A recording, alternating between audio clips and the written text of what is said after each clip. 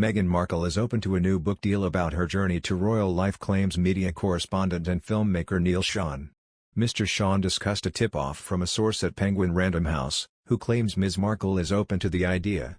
Duchess of Sussex has already accepted a Spotify podcast offer, with episodes expected to be published later this year. Ms Markle has already published a book called The Bench aimed at children.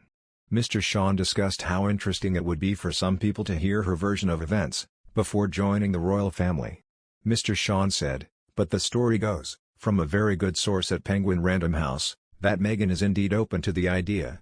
Open to the idea of her own book, and let me give you background why it would center it all on the royal family. But her journey to life, more of a sort of guru self-help book, but all the battles that she's overcome. You know, the sizzling salad bar thing, how she fought her way tooth and claw to get roles in films and on TV and stuff like that." Mr. Sean added, "So taking her life right up until the point of entering the monarchy, pretty wise indeed." Now of course Penguin Random House would be interested in this, as would a lot of people. Because you know, obviously right now we don't have Meghan's version of events, plotted histories and stuff like that. So I think this in fact would be a bit of a seller for her, but on the other side of the coin, it's truly the bigger story that people want to know.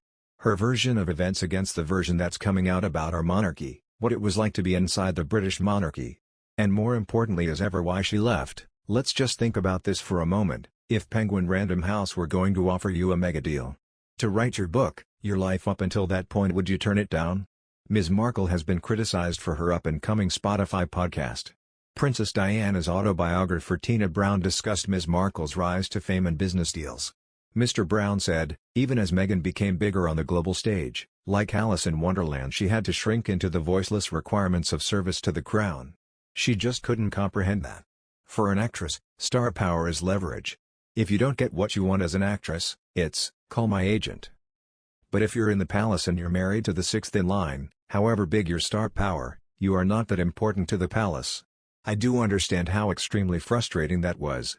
Mr. Sean said on his YouTube channel, "That is the tricky bit." Now this particular interview on YouTube saw Meghan looking wonderful, basking in wonderful sunlight.